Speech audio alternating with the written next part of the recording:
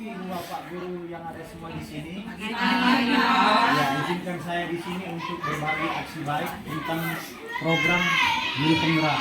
Jadi di sini yang akan saya paparkan adalah tentang aksi nyata budaya positif, yang dimana tujuannya ini bisa kita terapkan dalam lingkungan pembelajaran kita agar bisa pendidikan untuk anak murid kita berpihak kepada murid.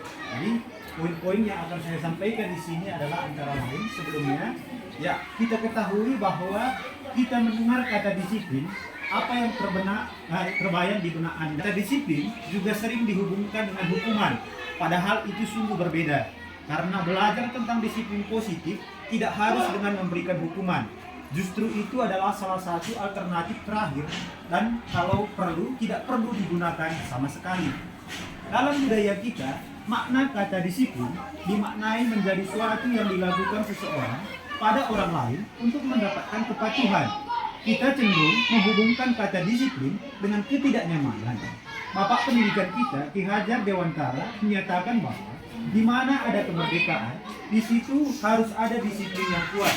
Sungguh pun disiplin itu bersifat self-disiplin, yaitu kita sendiri yang mewajibkan kita dengan sekeras-kerasnya.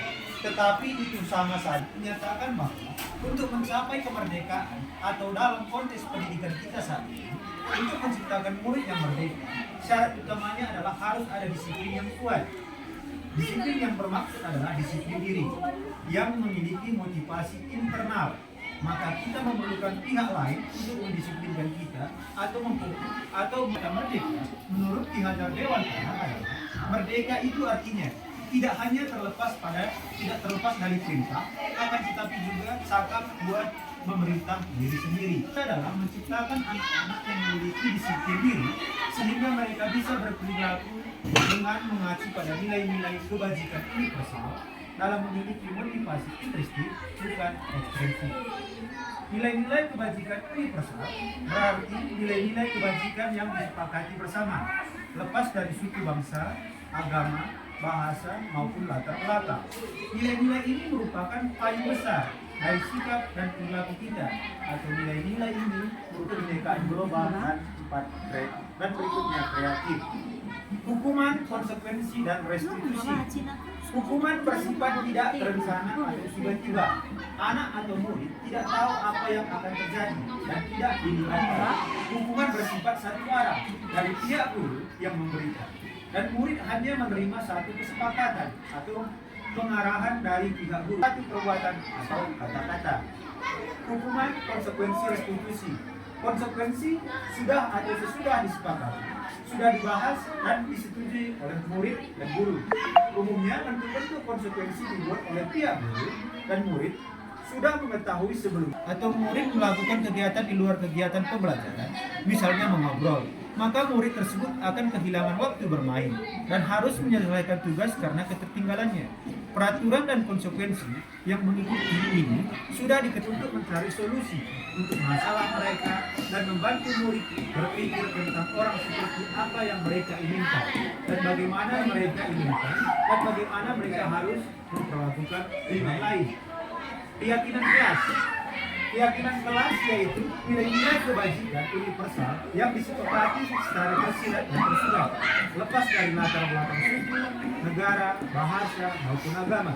Nilai-nilai kebajikan yang menekan pada keyakinan seorang akan keyakinannya, daripada hanya sekedar mengikuti serangkaian peraturan tertulis tanpa makna. Murid-murid pun demikian, mereka perlu mendengarkan dan memahami arti sesungguhnya tentang peraturan-peraturan yang diberikan.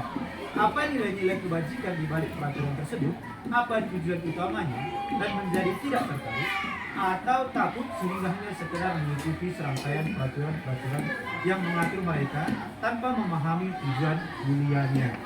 Ya, ini adalah contoh membuat keyakinan kurang. Ya, jadi di sini kita membuat contoh keyakinan kurang, artinya peraturan-peraturan positif yang dimana murid itu kita ajak untuk membuat peraturan-peraturan apa yang akan kita sepakati sehingga seandainya tidak ada masalah pada si murid, dengan adanya keyakinan kelas tadi, murid itu merasa tidak dihukum, tapi merujuk dari adanya keyakinan kelas yang sudah kita sepakati. Sekian dulu. Jadi di sini contoh perubahan positif yang dapat kita terapkan di sekolah kita yang berpihak kepada murid, salah satunya adalah membuat keyakinan kelas.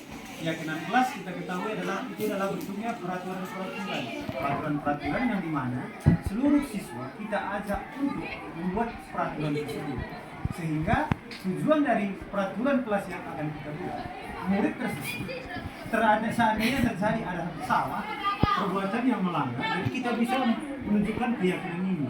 Jadi dari situ nanti mereka merasa tidak bagaimana kesalahan mereka itu tidak merasa dipojokkan karena sudah disepakati.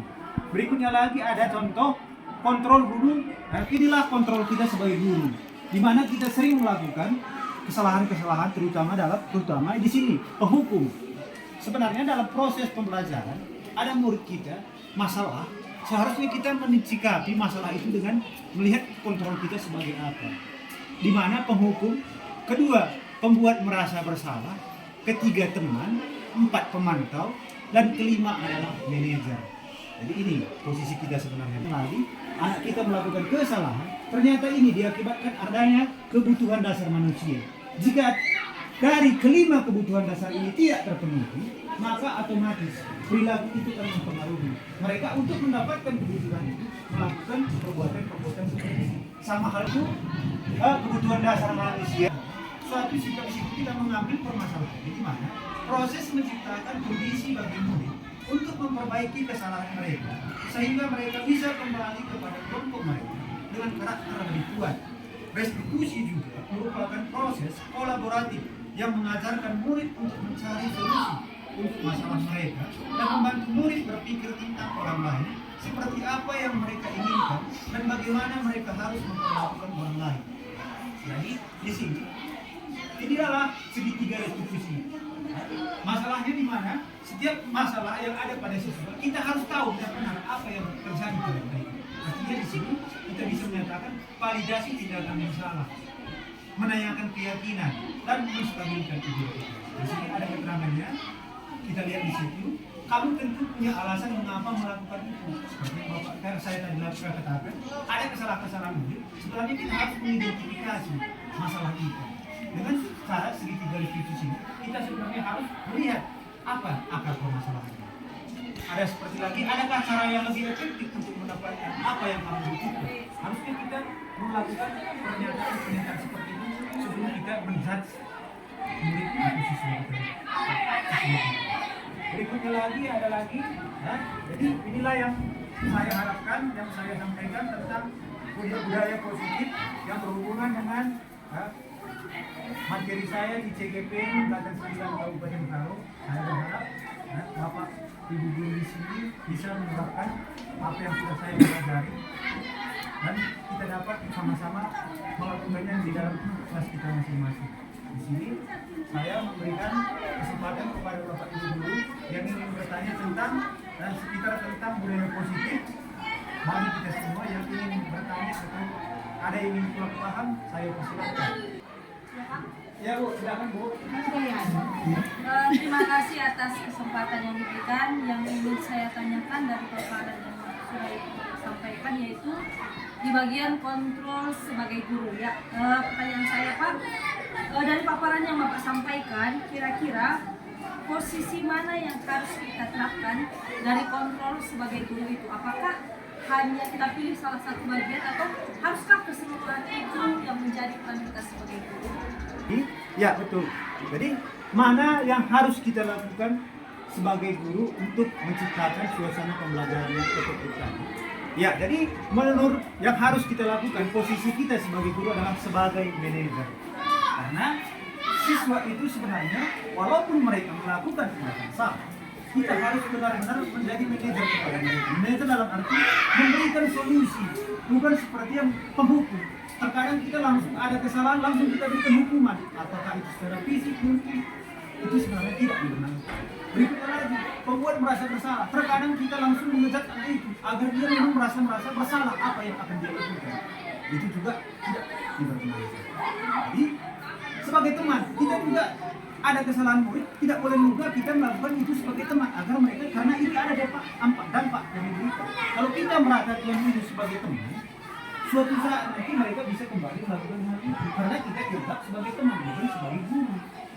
Ya, dan berikutnya pemantau juga artinya di sini kita melihat kesalahan, kita hanya mengamati dan memberikan solusi. Di situ menanyakan, dengan alasan-alasan yang mereka lakukan. Seperti yang kita lihat di sini, setiap orang pasti pernah melakukan kesalahan. Kita buat pertanyaan seperti itu, sehingga apa? Mereka sadar apa yang mereka lakukan itu memang betul-betul dari dalam dirinya nanti, dan dia juga mau berubah bukan karena hukuman, bukan karena ada dia, tapi betul-betul dari dalam diri mereka. Ya, ini yang bisa saya sampaikan. Terima kasih banyak kepada kedua Bapak Guru yang sudah dan senantiasa mau di sini membantu saya dalam akibat saya. Terima kasih atas kesempatannya. Salam sehat kita bersama. Tepuk tangan, tepuk tangan.